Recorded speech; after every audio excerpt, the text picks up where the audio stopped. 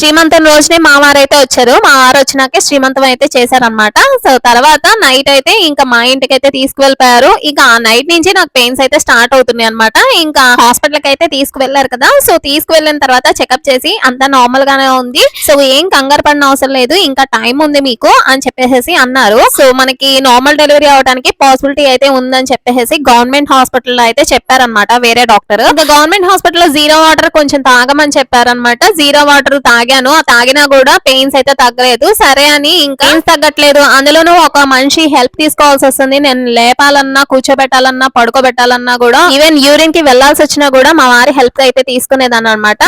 భరించలేని పెయిన్స్ అయితే వచ్చేసినాయి. ఇంకా కాలు కూడా బాగా వాపులు వచ్చేసినాయి అనమాట. అడుగు తీసి అడుగు వేయలేకపోయాను. ఇంకా హాస్పిటల్ కి అయితే తీసుకువెళ్ళిపోయారు. ఇంకా లాభం లేదు. గవర్నమెంట్ హాస్పిటల్ కి తీసుకువెళ్తే అక్కడ డాక్టర్స్ అయితే లీవ్ లో ఉన్నారని చెప్పారు. ఇక్కడ డెలివరీ అయితే చాలా కష్టం, మండే వరకు ఆగాల్సిందే అని చెప్పారు. మేము వెళ్ళింది ఫ్రైడే అనమాట.